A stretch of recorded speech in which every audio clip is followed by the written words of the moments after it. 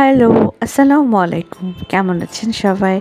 আশা করি ভালো। আজ আমি নতুন আরেকটা ভিডিও নিয়ে এসেছি।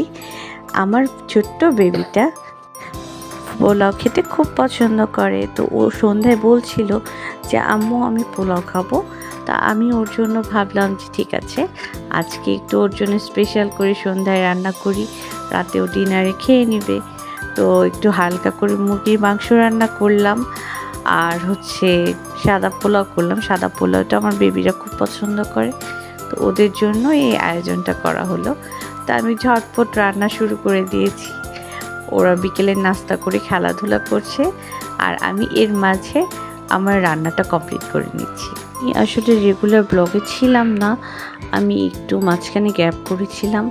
তো আবার ভাবছি একটু রেগুলার হয়ে আসবো, কারণ আসলে আমার ছোট্ট 2টা বেবি, দুজনকে দেখাশোনা।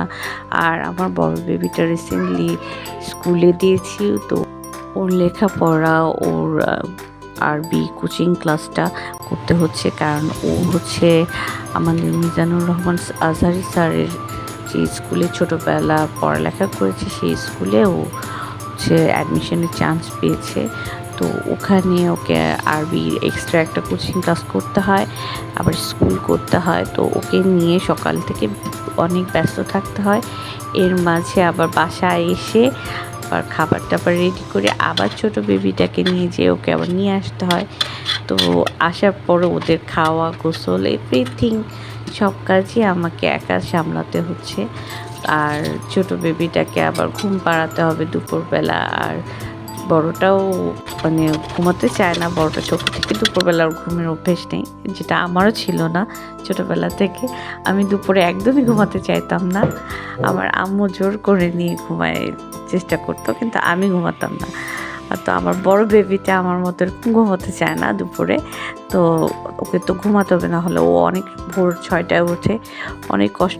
এখন আমি আমার বেবিদেরকে নিয়ে খেতে বসেছি। আমরা খেয়ে দেখছি যে কেমন হয়েছে রান্নাটা।